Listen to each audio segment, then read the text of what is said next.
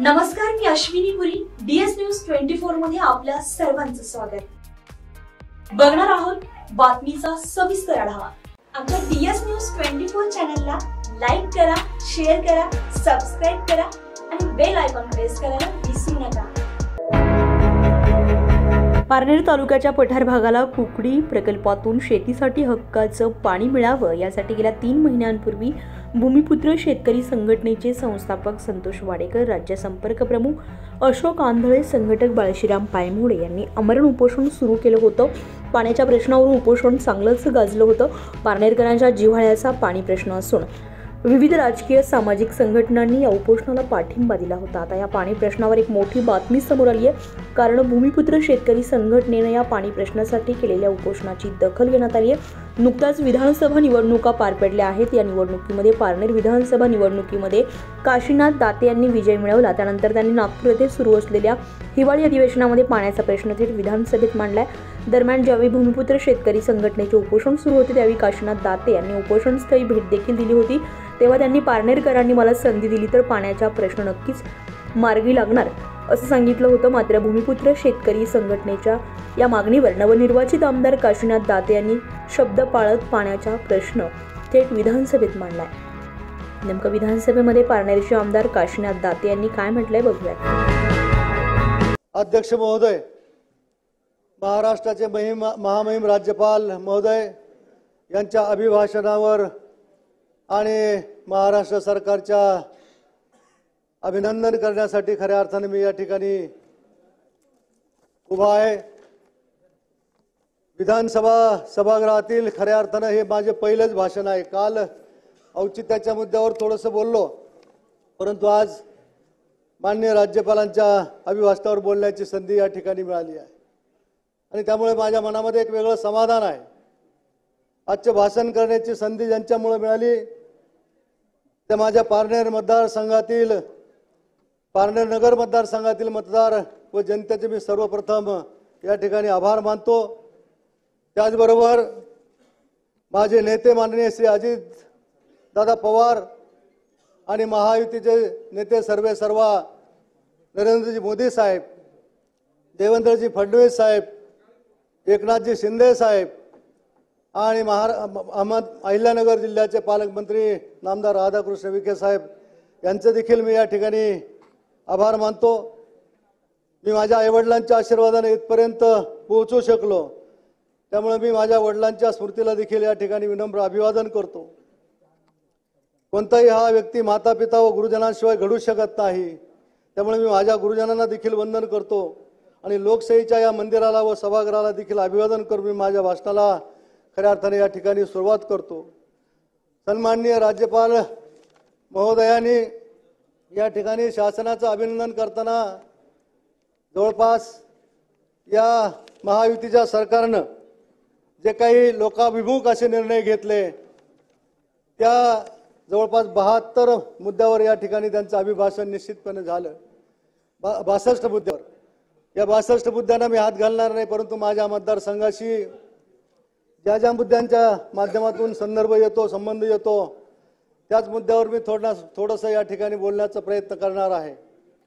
खऱ्या अर्थानं औद्योगिक क्षेत्रामध्ये महाराष्ट्र राज्य हे आज देशामध्ये अग्रेसर आहे आणि 14% अधिक देशांतर्गत उत्पादनामध्ये महाराष्ट्राची आज खऱ्या अर्थानं त्या ठिकाणी भर पडलेली आहे.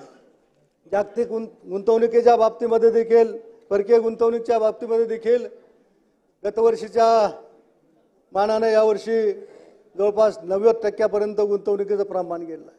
आणि मग हे गुंतवणुकीच्या किंवा या उद्योगाच्या संदर्भात बोलत असताना माझा पारनेर नगर जो मतदारसंघ आहे या मतदारसंघामध्ये खऱ्या अर्थानं सुपाही MIDC या ठिकाणी येते. रांजणगाव आणि कारेगावच्या MIDC नंतर, चाकणच्या MIDC नंतर खऱ्या अर्थानं पुण्यापासून जवळच्या अंतरावर जे असेल आणि अतिशय मध्यवर्ती ठिकाणी जे असेल ते आमची सुपाही MIDC आहे. आणि मग सुपाही MIDC मध्ये अतिशय मोठ्या प्रमाणावर आंतरराष्ट्रीय उद्योग त्या ठिकाणी खऱ्या अर्थानं आलेले आहेत. परंतु गेल्या काही वर्षामध्ये या MIDC मध्ये स्थानिकांना रोजगार दिला जात नाही, परप्रांतीयांची त्या ठिकाणी मोठ्या प्रमाणावर त्या ठिकाणी आलेले आहेत आणि त्यांनाच खऱ्या अर्थानं रोजगार दिला जातोय।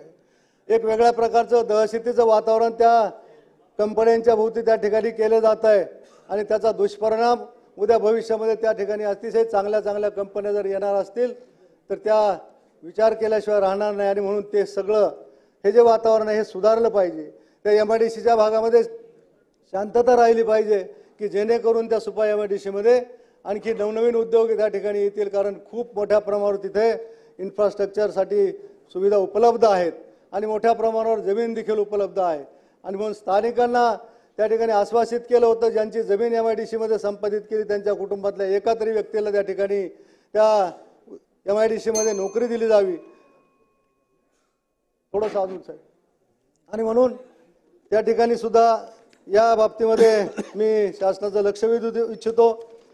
त्याच्यानंतर खऱ्या अर्थाने या ठिकाणी 7480 किलोमीटर सिमेंट कॉन्क्रीटचे रस्ते केल्याचं या अभिभाषणामध्ये आलेलं आहे। जितकं मोठे रस्ते करणं गरजेचं आहे तेवढेच खऱ्या अर्थानं ग्रामीण भागामधल्या जे खेड्यापाड्यामध्ये पोहोचणारे जे रस्ते आहेत ते देखील रस्ते चांगल्या प्रकारे झाले पाहिजेत।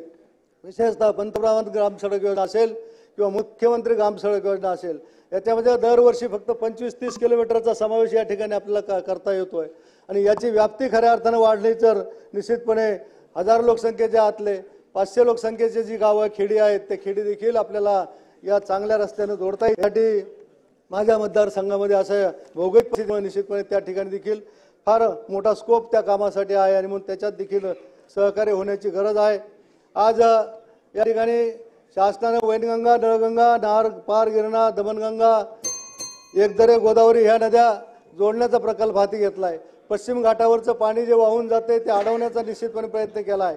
माझ्या मतदारसंघाची भौगोलिक परिस्थिती अशी, अर्धा मतदारसंघ नगर आणि पारनेरचा मतदारसंघ गोदावरी खोऱ्यामध्ये त्याचं पाणलोट क्षेत्र आहे आणि अर्ध कुकडी क्षेत्रामध्ये आणि मुळा क्षेत्रामध्ये आणि म्हणून या ठिकाणी आम्हाला गोदावरी खोऱ्यामध्ये नवीन कुठल्याही प्रकारचा प्रकल्प घेता येत नाही, छोटासा बंधारा देखील नव्याने घेता येत नाही आणि म्हणून त्या ठिकाणी अत्यंत लोकांची त्या पाण्याची गैरसोय निश्चितपणे आहे। म्हणून जे पश्चिम घाटावरचं पाणी आपल्याकडे वळवल्यानंतर जी पाण्याची उपलब्धता तयार होते त्याच्या माध्यमातून आमच्या पठार भागातील गेली 2 TMC पाण्याचा जो प्रश्न आहे तो गेली 15 वर्षे मी ऐकतो, त्याला मूर्त स्वरूप येत नाही, तो त्याच्यामध्ये कुठल्याही प्रकारची पुढली कार्यवाही होत नाही आणि म्हणून त्याच्यामध्ये देखील कारवाई होण्याची गरज आहे पठार भागाला, कारण दुष्काळी तालुका आहे पठार भागावर। आम्हाला त्या 2 TMC पाणी कुकडी प्रकल्पातून मिळालं पाहिजे, याच्यासाठी देखील आमच्या मतदारसंघाची मागणी आहे। जलयुक्त शिवार योजना खरं म्हणजे फडणवीस साहेबांच्या काळामध्ये चालू झाली, त्या योजनेची खऱ्या अर्थानं साहेब फक्त 2 मिनिटं नमिता मुंदडा अध्यक्ष महोदय, त्या ठिकाणी त्या जलयुक्त शिवार योजना देखील भविष्यामध्ये चालू होण्याची गरज आहे। नवीन वीज जोडणीच्या बाबतीमध्ये आज नवीन वीज जोडणी बंद केली, 24 तास लाईट देण्याचं किंवा दिवसा लाईट देण्याचं आपण मान्य केलं, परंतु आमच्या मतदारसंघामध्ये अजूनही दिवसा लाईट त्या ठिकाणी येत नाही। रात्रीचं पाणी भरायला जाताना बिबट्यांचा त्या ठिकाणी धोका आम्हाला निश्चित आमच्या शेतकऱ्यांना आहे आणि म्हणून त्या दिवसा लाईट देण्याच्या मुद्द्यावर देखील त्या ठिकाणी निर्णय व्हावा। DS न्यूज 24 साठी अश्विनी पुरी, पारनेर। अशाच नवनवीन घडामोडी पाहण्यासाठी पाहत रहा DS न्यूज 24। तोपर्यंत मी अश्विनी आपली रजा घेते। नमस्कार।